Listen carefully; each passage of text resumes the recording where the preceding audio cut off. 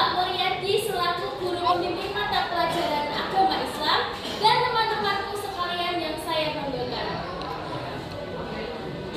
Perkenalkan, kami dari kelompok 5. Kami akan menyampaikan presentasi tentang bab yaitu peradaban Islam pada masa modern. Sebelum melanjutkan ke sesi selanjutnya, alangkah baiknya kita memperkenalkan diri terlebih dahulu. Perkenalkan, nama saya Natuleza Wanataskia dari absen 26 sebagai moderator. Saya Lutfi Nuraini, absen nomor 22 sebagai pemateri 1. Saya Diana Sampuri dari absen 12 sebagai pemateri 2. Saya Reviana Dias Aulia, absen 31 sebagai materi 3. Saya Nuraini Permatasari dari absen 28 sebagai pemateri nomor 4. Saya Kania Lima nomor absen 30 sebagai pemateri nomor 5. Baik, kita akan lanjut ke sesi selanjutnya, yaitu materi pertama yang akan disampaikan oleh Mbak Lutfi. Waktu dan tempat kami persilakan. Baik, yang pertama yaitu kondisi umat Islam pada masa modern. Pada studi Islam, Profesor Dr. Haji Harun Nasution mengatakan bahwa perkembangan umat Islam pada masa modern dimulai sejak tahun 1800 Masehi sampai sekarang, berjalan selama 214 tahun. Kondisi umat Islam pada awal periode modern berada di bawah kendali kolonial. Pada saat itu, Eropa mengalami kemajuan ilmu teknologi dan pengetahuan yang sangat besar, dengan terlihatnya seperti mesin uap, alat-alat percetakan, dan beberapa bidang. Yang pertama yaitu bidang pendidikan, bidang militer, dan bidang perkapalan. Sementara itu, kerajaan-kerajaan besar Islam mulai berjatuhan, seperti kerajaan Samawi pada awal abad ke-18 Masehi dan kerajaan Mughal pada abad ke-19 Masehi yang hancur di tangan Inggris. Kemunduran dan kelemahan tersebut dapat mempermudah Eropa untuk menguasai negara-negara Islam dengan kondisi dunia Islam semakin memburuk pada tahun 1798 Masehi oleh Napoleon Bonaparte yang berhasil menguasai Mesir. Jatuhnya Mesir ke tangan Prancis menjadi tamparan keras bagi kita umat Islam karena Mesir merupakan negara yang sangat penting dan negara pusat peradaban Islam. Terima kasih. Baik, itu tadi materi yang disampaikan oleh Mbak Lutfi. Selanjutnya akan disampaikan oleh Mbak Nuraini. Waktu dan tempat kami persilakan. B. Ataupun yang kedua yaitu faktor-faktor yang mendorong perkembangan peradaban Islam pada masa modern. Ada beberapa faktor yaitu antara lain yang pertama, adanya kesenjangan antara Islam dengan Eropa. Kesenjangan antara Islam dengan Eropa telah menyadarkan umat Islam bahwa Islam benar-benar telah tertinggal dari negara Eropa. Oleh karena itu, saat dipimpin oleh Mustafa Kemal Atatürk, Turki Utsmani segera melakukan interaksi dengan negara-negara Barat. Bentuk interaksi tersebut yaitu dengan cara mengirimkan pelajar-pelajar Muslim terbaik untuk belajar ke Barat. Yang kedua yaitu lahirnya berbagai gerakan pemurnian ajaran Islam. Gerakan pemurnian ajaran Islam yaitu adalah gerakan yang menyerukan umat Islam untuk kembali kepada Al-Quran dan Hadis, serta menjauhkan diri dari berbagai bentuk tahayul, bid'ah, dan kufarat karena dianggap dapat menyesatkan umat Muslim. Yang ketiga yaitu lahirnya gagasan nasionalisme di dunia Islam. Lahirnya gagasan nasionalisme di dunia Islam ini dianggap sebagai kekuatan dan juga modal umat Islam untuk berjuang dan juga mewujudkan negara-negara Islam yang merdeka dan juga terlepas dari cengkeraman negara-negara Barat. Usaha-usaha tersebut membuahkan hasil. Oleh karena itu, banyak negara Islam yang merdeka, antara lain Pakistan, Mesir, Irak, Suriah, Yordania, dan Lebanon, negara-negara Afrika, dan juga negara-negara Islam di Asia Tenggara. Terima kasih. Selanjutnya saya kembalikan kepada moderator. Baik, terima kasih Mbak Nuraini. Materi selanjutnya yaitu akan disampaikan oleh Mbak Foni. Waktu dan tempat kami persilakan. Oke, selanjutnya yaitu pusat peradaban Islam pada masa modern. Yang pertama, Baghdad atau Irak. Didirikan tahun 762 Masehi oleh Khalifah Al-Nasir dari dinasti Abbasiyah. Kemudian dibangun dengan arsitektur canggih, yaitu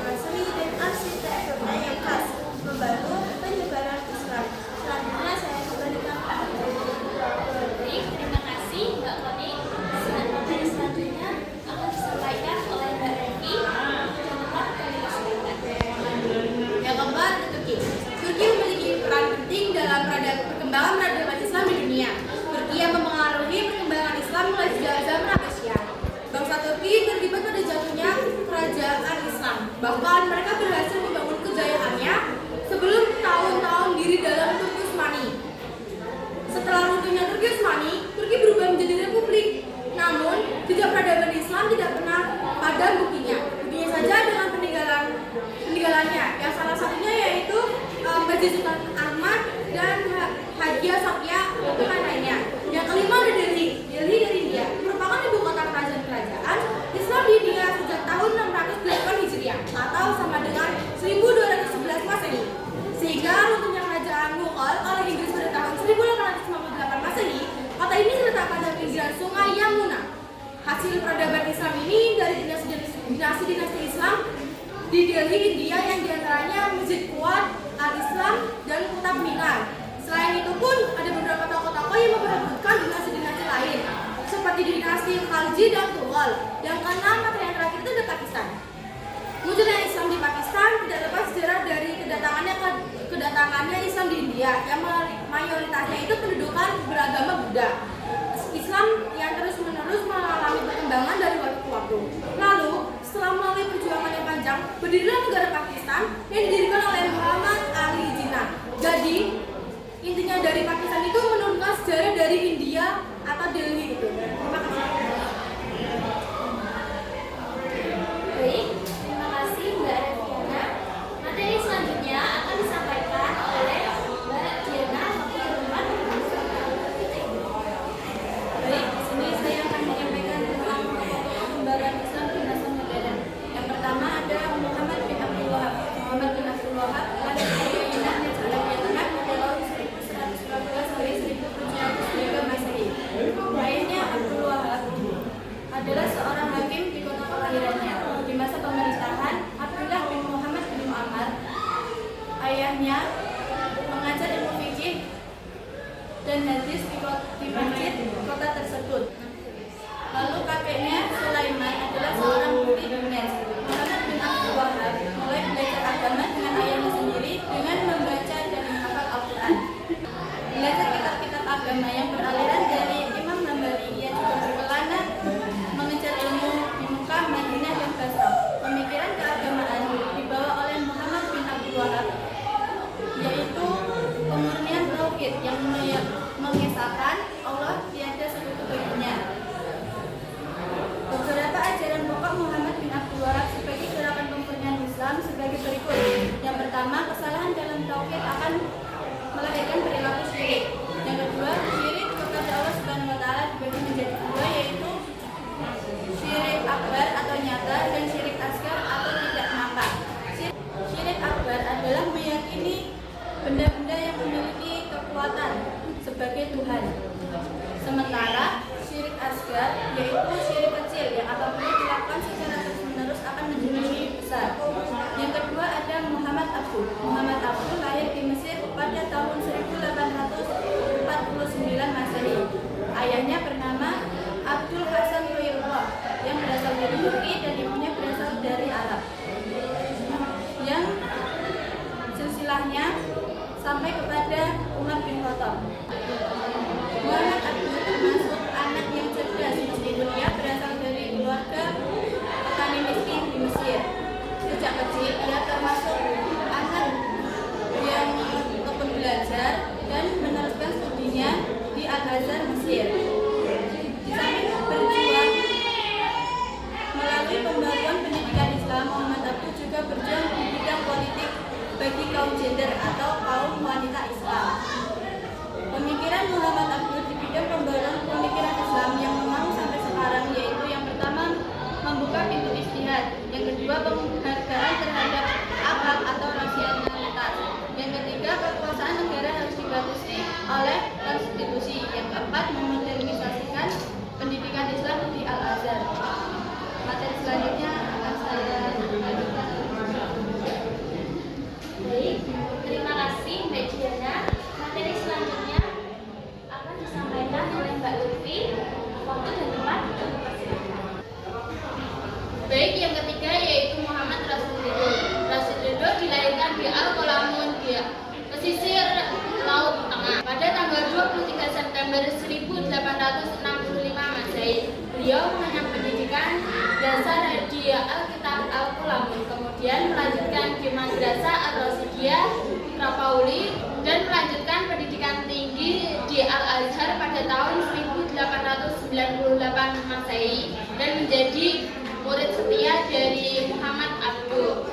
Pembaruan Rasidido di bidang agama, sosial, ekonomi, memberantas kefarat, bid'ah, dan ide-ide. Yang pertama yaitu menumbuhkan sikap aktif dan dinamis di kalangan umat. Yang kedua yaitu memberantas keyakinan yang berbau kefarat dan bid'ah. Yang ketiga yaitu menyerukan pemerintahan yang bersistem khalifah.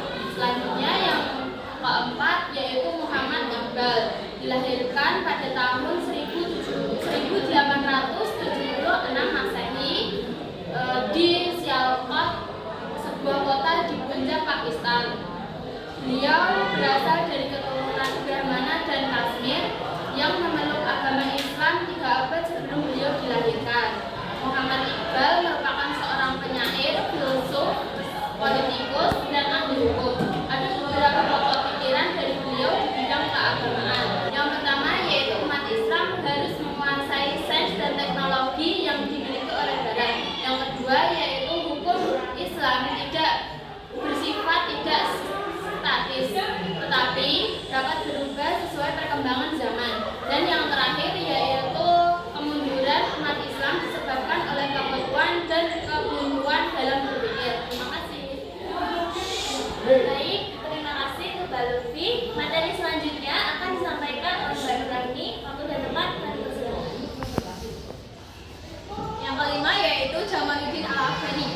Jamaluddin Al-Afghani lahir di Afghanistan pada tahun 1839 Masehi dan meninggal di Istanbul pada tahun 1897 Masehi.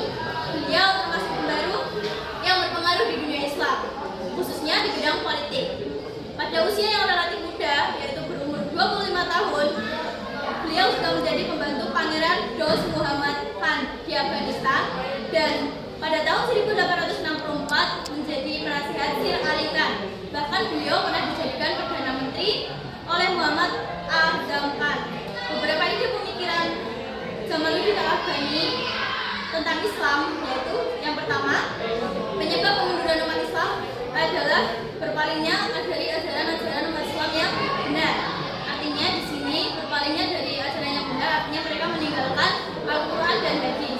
Jadi jika mereka ingin kembali pada ajaran yang benar, itu kembali pada Al-Quran dan Hadis.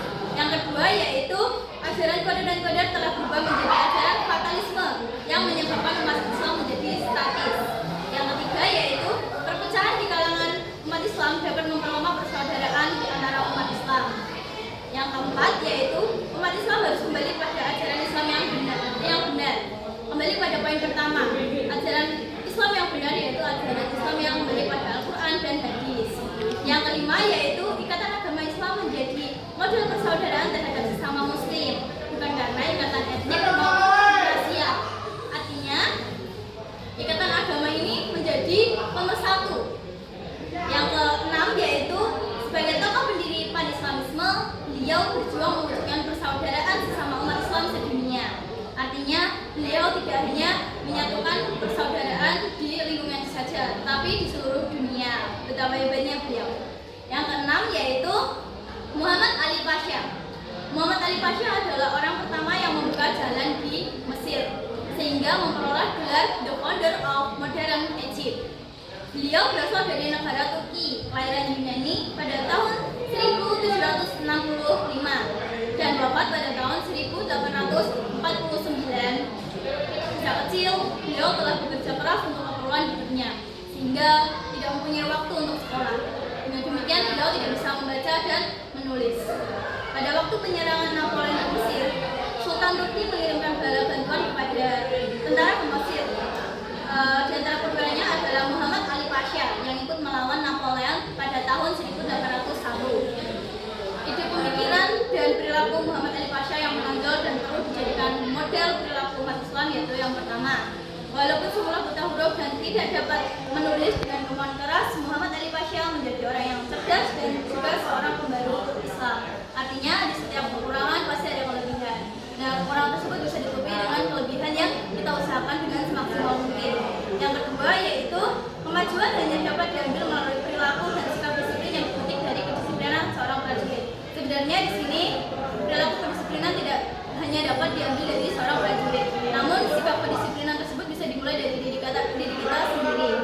Yang ketiga atau yang terakhir yaitu kemajuan umat Islam dapat dibentuk melalui pembangunan kekuatan militer, meningkatkan bidang pemerintahan, ekonomi, dan pendidikan. Artinya di sini umat Islam jika ingin lebih maju kembali itu harus meningkatkan bagian kekuatan militer, meningkatkan pemerintahan, ekonomi, dan yang paling utama yaitu meningkatkan pendidikan agar SDM menjadi maju, sumber daya manusianya menjadi maju. Terima kasih. Selanjutnya saya kembalikan kepada moderator.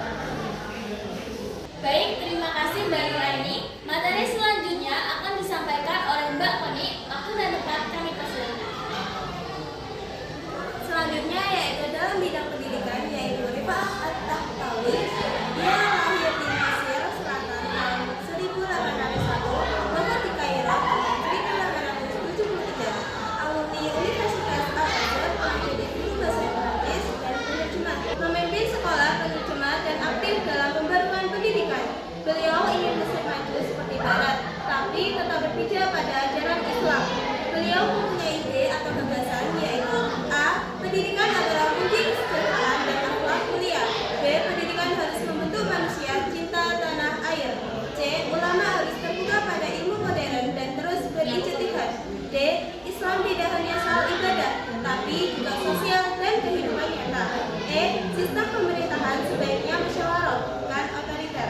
F. Pendidikan harus terbuka untuk semua, termasuk perempuan. Kemudian pengaruh Islam pada masa modern bagi Indonesia. Islam modern menginspirasi kebangkitan umat Islam Indonesia. Para haji Indonesia menimba ilmu di Mekah, lalu membawa ide-ide pembaruan ke tanah air. Tokoh inspiratif seperti Jamaluddin Al-Afghani menyebarkan semangat Islamisme. Gerakan ini memicu perlawanan terhadap penjajahan seperti A. Perang Padri di Minangkabau, B. Perang Diponegoro di Jawa, C. Perang Banjar di Kalimantan, D. Perang Jambi, Aceh, Cilegon, dan lain-lain. Selain berjuang melawan penjajah, para ulama juga membangun peradaban Islam lewat pendidikan dan organisasi. Tokoh penting yaitu Kiai Haji Hasyim Ash'ari Ali dan Kiai Haji Ahmad Dahlan. Sekian, selanjutnya saya kembalikan ke moderator. Baik, terima kasih Mbak Koni. Materi selanjutnya akan disampaikan oleh Mbak Revita. Yang pertama yaitu ada Kiai Haji Hasyim Ash'ari. Kiai Haji Hasyim Ash'ari itu merupakan ulama besar di Indonesia. Beliau lahir pada tanggal 10 April 1875 di Demak. Wafat pada tanggal 7 September 1947 di Jombang, Jawa Timur. Beliau anak ketiga dari 10 bersaudara. Pada tahun 1892, Kiai Haji Hasyim Ash'ari menimba ilmu ke Mekah dan berguru kepada Syekh Ahmad Khatib Minangkabau, Syekh Muhammad Mahfud At-Tamarsi, Syekh Ahmad Amin Al-Attar, dan masih banyak lagi.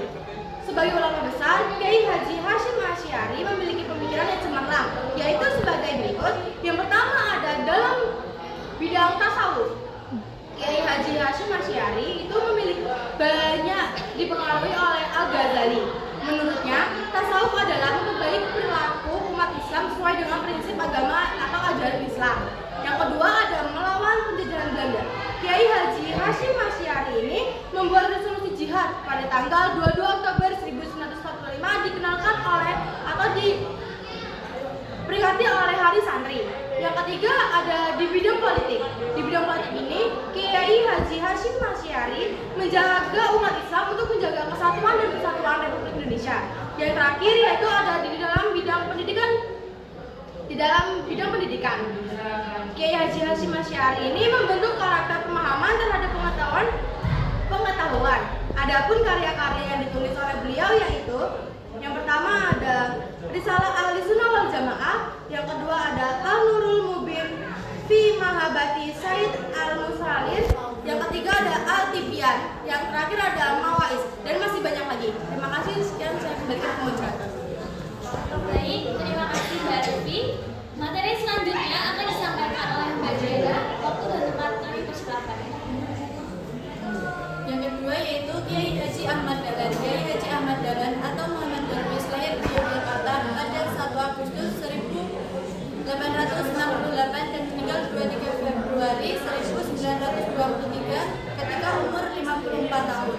Beliau adalah putra keempat dari 7 bersaudara dari Kiai Haji Abu Bakar. Beliau termasuk keturunan ke-12 dari Maulana Malik Ibrahim, salah seorang wali terkemuka di Wali Songo, yaitu pelopor penyebaran agama Islam di Jawa.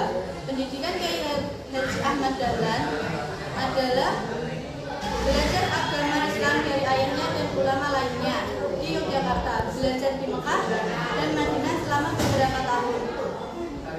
Beliau juga pernah mengajar di Masjid Besar di Yogyakarta. Mendirikan sekolah-sekolah Muhammadiyah untuk meningkatkan pendidikan agama Islam modern. Berperan dalam meningkatkan kesadaran dan partisipasi masyarakat dalam pendidikan dan keagamaan. Mendirikan Muhammadiyah pada 18 November 1912 di Yogyakarta. Muhammadiyah termasuk organisasi terbesar kedua di Indonesia yang fokus pada pendidikan, keagamaan, dan kegiatan sosial. Mendorong reformasi Islam di Indonesia dengan menekankan pentingnya pendidikan dan istihad, dan mengembangkan pendidikan Islam modern dengan memasukkan mata pelajaran umum dan agama. Kiai Haji Ahmad Dahlan juga dikenal sebagai tokoh yang gigih dan memperjuangkan pendidikan dan reformasi Islam di Indonesia. Beliau memiliki peran penting dalam membentuk wajah Islam melalui Muhammadiyah. Warisannya masih dirasakan sampai sekarang melalui kegiatan Muhammadiyah dan lembaga-lembaga yang didirikannya. Baik, terima kasih Mbak Diana atas materinya. Selanjutnya yaitu hikmah yang dapat kita petik dalam mempelajari peradaban Islam di masa modern. Ada 5, yaitu yang pertama, Islam tidak membenarkan sikap terlalu membanggakan generasi sebelumnya. Yang kedua, mendorong semangat umat Islam untuk berjuang dalam bentuk memberikan solusi persoalan umat Islam sesuai tuntunan zaman. Yang ketiga, mendorong umat Islam untuk meraih kemajuan yang hakiki, tetapi berpegang teguh pada Al-Quran dan juga hadis. Yang keempat, mendorong umat Islam untuk memiliki prinsip hidup yang kuat, baik secara akidah maupun sosial dalam kehidupan sehari-hari sesuai petunjuk Al-Quran dan juga hadis.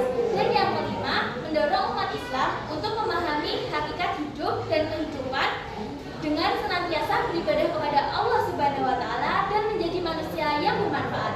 Selanjutnya yaitu perilaku semangat meneladani peradaban Islam pada